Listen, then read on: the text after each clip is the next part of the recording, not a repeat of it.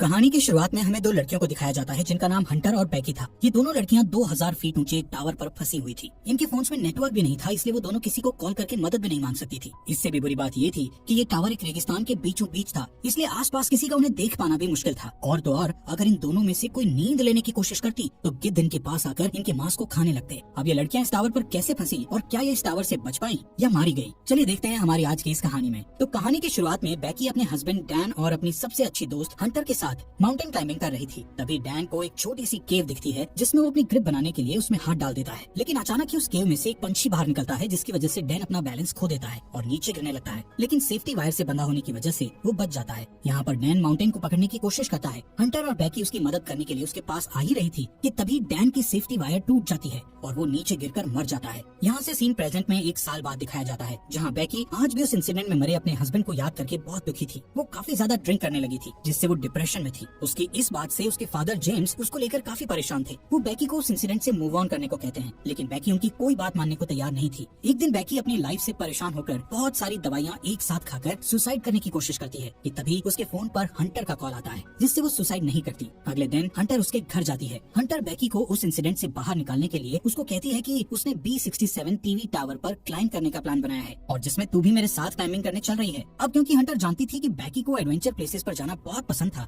और काफी लंबे समय से उसने कोई एडवेंचर भी नहीं किया था। बैकी जो इस टाइम काफी परेशान थी, इसलिए वो हंटर को क्लाइंबिंग करने से मना कर देती है। लेकिन नेक्स्ट मॉर्निंग जब वो किचन में रखी अपनी मेडिसिन लेने जाती है तो वो थोड़ा सोचते हुए डिसाइड करती है कि वो उसके साथ क्लाइंबिंग करने जाएगी। इसके बाद हंटर और बैकी दोनों उस टावर की ओर निकल जाते हैं। रास्ते में बैकी हंटर के फोन में उसकी कुछ पुरानी फोटोज देखने लगती है। जैसे ही वो स्क्रॉल करते हुए आगे और फोटोज देखती है तो हंटर की एक फोटो में वो नोटिस करती है कि हंटर के कंधे पर एक लड़के का हाथ था। बैकी हंटर से उस लड़के के बारे में पूछती है, लेकिन हंटर उसे कुछ भी बताने से मना कर देती है। तभी यहाँ बैकी के फोन पर उसके फादर का कॉल आता है, लेकिन वो कॉल पिक नहीं करती। काफी देर ड्राइव करने के बाद वो एक होटल में रात गुजारने के लिए रुकते हैं। डिनर करते वक्त बैकी को पता चलता है कि हंटर अब एक यूट्यूब ब्लॉगर है और यूट्यूब रेवेन्यू से ही वो अपनी ट्रैवलिंग का खर्च उठाती है। इसी दौरान बैकी की नजर विंडो के बाहर उस टीवी टावर पर पड़ती है जहाँ पर वो दोनों जा रही थी। हंटर बैकी को बताती है कि ये टावर यूनाइटेड स्टेट का चौथा सबसे ऊंचा टावर है। नेक्स्ट मॉर्निंग बैकी और हंटर अपनी कार में बैठकर अपना सफर जारी रखती हैं। यहाँ पर हंटर ड्राइविंग करते करते ही अपने यूट्यूब चैनल के लिए व्लॉग बनाने लगती है जिसमें वो अपने व्यूअर्स को बताती है कि वो अपनी बेस्ट फ्रेंड के साथ उस टीवी टावर पर चढ़ने वाली है। इसके बाद फाइनली वो दोनों उस टीवी टावर के पास पहुँच जाती हैं, जहाँ उन्हें गेट पर एक डेंजर साइन के साथ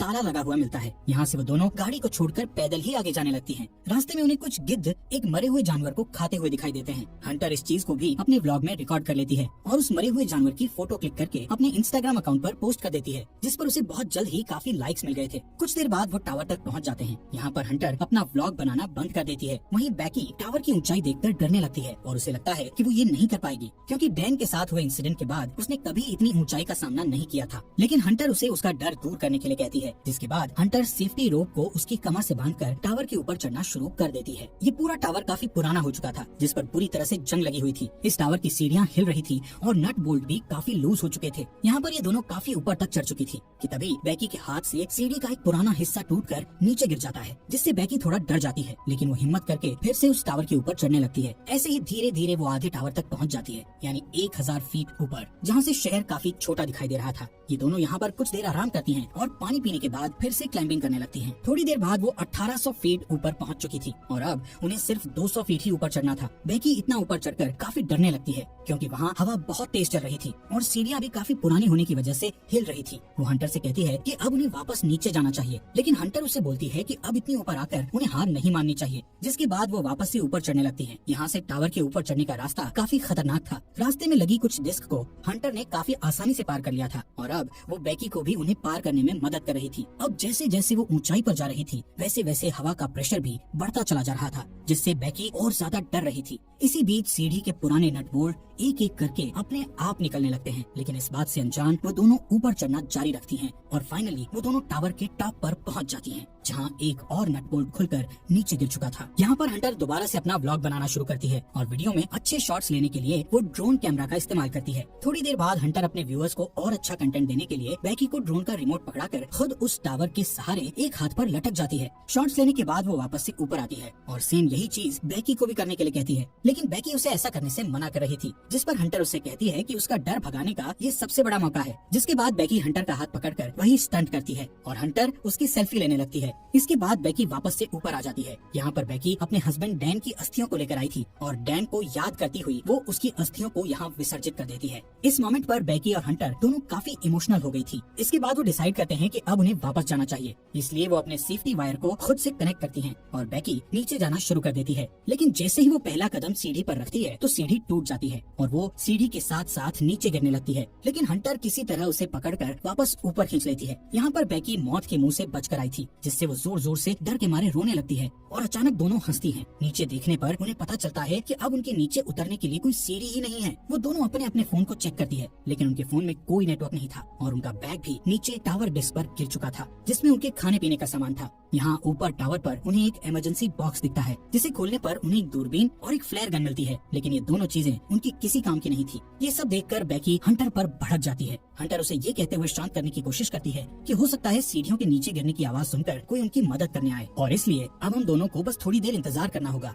जब तक कि कोई आ नहीं जाता। तभी हंटर नोटिस करती है कि पिछली बार सीढ़ियों के गिरने की वजह से बेकी के पैर पर चोट लगी थी और अब उस चोट से ब्लड बाहर आ रहा था। यहाँ पर हंटर बेकी की चोट पर अपनी शर्ट बांध देती है। कुछ समय बाद बेकी हंटर से पूछती है कि उसने व्लॉगिंग क्यों शुरू की, जिस पर हंटर गलती से डैन का नाम ले लेती है, जिससे बेकी के मन में हंटर के प्रति शक बैठ जाता है। कुछ देर बाद हंटर अपना फोन चेक करती है, जहाँ उसने कुछ देर पहले अपनी सोशल साइट पर एक मरे हुए जानवर की फोटो अपलोड की थी, जिससे उन्हें एक आइडिया आता है कि वो अपने फोन पर एक हेल्प मैसेज टाइप करेंगे और उस फोन को रस्सी से बांधकर नीचे लटका देंगे, ये सोचकर कि शायद नीचे जाने पर फोन में सिग्नल आ जाए और उनकी पोस्ट अपलोड हो जाए। हालांकि उनकी ये कोशिश नाकामयाब हो जाती है। इसके बाद उन्हें लगता है कि जरूर जमीन पर तो नेटवर्क होगा ही, इसीलिए वो उस फोन को अपने जूते में डालकर उसके चारों ओर अपनी जुराबें फंसाकर जूते को नीचे गिरा देती हैं। यहाँ टावर पर अचानक बेकी का ध्यान हंटर के दूसरे पैर पर जाता है, जहाँ 143 का टैटू बना हुआ था, जिसे देखकर उसे याद आता है कि उसका हस्बैंड डैन हमेशा उसे आई लव यू कहने के लिए 143 कोड का इस्तेमाल करता था। लेकिन बेकी इस चीज को भी इग्नोर करके इस टावर से नीचे उतरने के लिए कोई और आइडिया सोचने लगती है। थोड़ी देर बाद उन दोनों को दूरबीन से नीचे जमीन पर टावर के पास से गुजर रहा एक आदमी और उसका डॉग दिखाई देते हैं, जिससे वो उस आदमी से मदद के लिए चिल्लाने लगती है। लेकिन इतनी ऊंचाई होने के कारण उनकी आवाज नीचे नहीं जाती। यहाँ नीचे हम देखते हैं कि हंटर ने जो फोन जूते में डालकर नीचे फेंका था वो पूरी तरह से टूट चुका था और अब उनका ये प्लान भी फेल हो चुका था। वो आदमी वहाँ से जाने लगता है। ये देखकर बेकी हेल्प के लिए चिल्लाते हुए अपने दोनों जूते उस आदमी पर नीचे फेंक देती है, ताकि उस आदमी का ध्यान ऊपर की ओर उन पर आ जाए। लेकिन वो आदमी ये नोटिस नहीं करता, क्योंकि वो किसी से कॉल पर बात कर रहा था। इसके बाद बेकी वो फ्लेयर गन चलाने लगती है, लेकिन हंटर उसे ये कहते हुए फ्लेयर गन चलाने से मना कर देती है कि अभी दिन का समय है, इसलिए किसी को भी फ्लेयर गन का पता नहीं चलेगा। इसी दौरान वो दो और आदमियों को वहाँ थोड़ी दूर नोटिस करती हैं, जो यहाँ पार्टी करने के लिए आए थे। उन्हें देखकर वो दोनों डिसाइड करती हैं कि थोड़ा अंधेरा होने पर वो इस फ्लेयर गन का इस्तेमाल करेंगी, ताकि वो लोग उन्हें नोटिस कर सकें। कुछ देर बाद रात हो जाती है और बेकी फ्लेयर गन का इस्तेमाल करती है, जिससे वो दो आदमी उन्हें देख लेते हैं। यहाँ पर बेकी और हंटर अपने हाथ हिलाते हुए और जोर जोर से चिल्लाकर उनसे मदद मांगने की कोशिश करती है। इसके बाद वो दोनों दूरबीन से देखते हुए नोटिस करती है कि वो दोनों आदमी हंटर की कार के पास जा रहे थे, जिसे देखकर दोनों खुश हो जाती हैं। लेकिन उनकी मदद करने के बजाय वो आदमी उनकी कार को चुराकर वहाँ से भाग जाते हैं। ये देखकर वो दोनों काफी दुखी हो गई थी और अब उन्हें जल्दी से कोई नया आइडिया भी समझ नहीं आ रहा था कि अब वो क्या करे। यहाँ पर बेकी हंटर से उसके पैर के टैटू के बारे में पूछ ही लेती है, जहाँ हंटर ये रिवील करती है कि उसका डैन के साथ 6 महीने तक अफेयर रहा था। इसके लिए वो उससे माफी मांगती है कि उसने उसके हस्बैंड के साथ हुकअप करके काफी बड़ी गलती करी। हंटर बताती है कि डैन उसे अच्छा लगता था और वो उससे प्यार भी करती थी, लेकिन डैन बेकी से ज्यादा प्यार करता था, इसलिए उसने जल्दी ही डैन से ब्रेकअप कर लिया था। बेकी ये सुनकर और भी ज्यादा डिसअपॉइंट हो जाती है कि उसकी बेस्ट फ्रेंड और उसका हस्बैंड दोनों ही उसे चीट कर रहे थे। अगली सुबह बेकी फोन चेक करती है, जहाँ उसे पता चलता है कि इस टावर पर चढ़े उन्हें 24 घंटे बीत चुके हैं। अब क्योंकि उन्हें काफी भूख और प्यास भी लग रही थी, इसलिए हंटर डिसाइड करती है कि वो नीचे डिस्क पे जाके अपने बैग को लेकर आएगी, जिसके लिए वो सेफ्टी रोप को टावर से बांधकर नीचे उतरने लगती है। लेकिन डिस्क से थोड़ी दूर पर वो रस्सी छोटी पड़ जाती है, जिससे हंटर उस बैग तक नहीं पहुंच पाती। अब उसके पास कोई और चारा नहीं था, इसलिए हंटर अपने साथ बड़ी रस्सी खोलकर उस पर लटक कर जंप लेते हुए डिस्क पर कूद जाती है। वो बैग को उठाकर उसमें से पानी की बोतल निकाल कर पीने लगती है। इसके बाद वो अपनी सेल्फी स्टिक की मदद से बैग को रस्सी से लटका देती है और खुद भी कूद कर उस रस्सी को पकड़ लेती है। तभी बेकी उसे ऊपर खींचना शुरू करती है। यहाँ पर हंटर भी ऊपर चढ़ने लगती है और वो बस ऊपर पहुँचने ही वाली थी कि तभी उसके हाथ से रस्सी फिसल जाती है, जिससे वो तेजी से नीचे गिरने लगती है। ये देखकर बेकी की धड़कन एकदम से तेज हो गई थी, क्योंकि अपने हस्बैंड को खोने के बाद अब वो अपनी बेस्ट फ्रेंड को नहीं खोना चाहती थी। लेकिन जैसे ही बेकी डरी हुई नीचे देखती है तो हंटर उसे रस्सी पर लटकी हुई दिखती है। हालांकि हंटर के हाथों में काफी चोट लग गई थी, इसलिए बेकी अपनी पूरी ताकत लगाकर हंटर को टावर के ऊपर खींच लेती है। थोड़ी देर बाद बेकी एक हेल्प नोट लिखकर ड्रोन में फंसा देती है और ड्रोन के सहारे पास के होटल तक पहुंचने की कोशिश करती है। लेकिन ड्रोन में बैटरी कम होने की वजह से वो ज्यादा दूर नहीं जा सकता था, इसलिए वो उसे वापस अपनी ओर ले आती है। यहाँ अब फिर से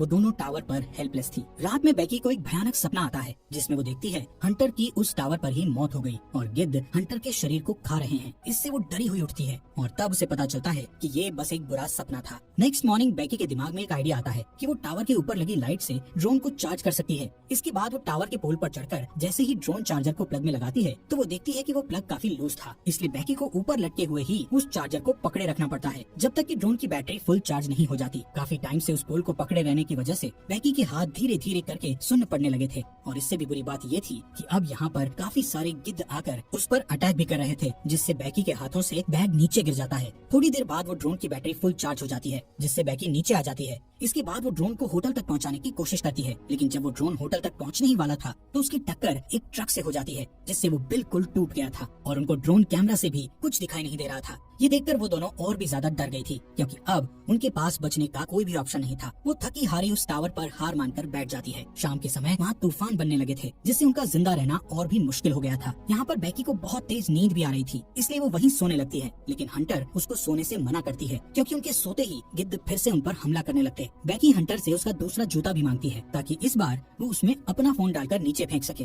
हंटर उससे कहती है कि मेरा जूता तो नीचे डिस्क पर ही गिरा हुआ है। यहाँ से कहानी में एक बड़ा ट्विस्ट आता है और हमें पता चलता है कि जब हंटर नीचे डिस्क पर कूदी थी तो उसी टाइम डिस्क पर गिरने से उसकी मौत हो गई थी और उसके बाद से बेकी अकेले ही सर्वाइव कर रही थी। बेकी को हेलुसिनेशन होने लगे थे जिसमें वो हंटर की प्रेजेंस को इमेजिन कर रही थी। रात में बेकी तूफान में सर्वाइव करने के बाद अपने फादर के लिए एक वीडियो मैसेज रिकॉर्ड करती है जिसमें वो बताती है कि वो वापस घर आना चाहती है। वहीं दूसरी ओर उसके फादर जेम्स भी उसको लेकर बहुत परेशान थे। अगले दिन जब बेकी इस टावर पर सोई हुई थी तब एक गिद्ध आकर बेकी की चोट पर से उसका मांस खाने लगता है, लेकिन अब क्योंकि बेकी को काफी भूख लग रही थी इसलिए वो उस गिद्ध को जोर से पकड़कर टावर के मेटल से उसे जान से मारकर खाने लगती है, जिससे उसमें थोड़ी जान आती है और वो रस्सी के सहारे नीचे डिस्क पर उतरती है जहाँ हंटर की डेड बॉडी पड़ी थी। इसके बाद वो अपने डैड जेम्स को मैसेज करती है कि वो इस टावर पर फंसी हुई है और अपने फोन को हंटर के जूते में डाल देती है, लेकिन इस बार वो उस जूते को हंटर की डेड बॉडी में घुसाकर उसकी डेड बॉडी को नीचे फेंक देती है। इसके बाद रात में उसके फादर जेम्स को बेकी का मैसेज मिलता है और वो जल्दी से पुलिस को कॉल करके वहाँ टावर तक पहुँचता है। अब जैसे ही वो उस टावर तक पहुँचता है तो देखता है कि पुलिस एक डेड बॉडी को कवर कर रही थी। ये देखकर उसे लगता है कि ये उसकी बेटी बेकी की डेड बॉडी है जो जिंदा नहीं बच पाई। तभी उसे अपनी बेटी पुलिस की कार के पास दिखाई देती है, जिसके बाद वो दोनों एक दूसरे को गले लगाते हैं और इसी के साथ ये अमेजिंग मूवी यहीं पर खत्म हो जाती है।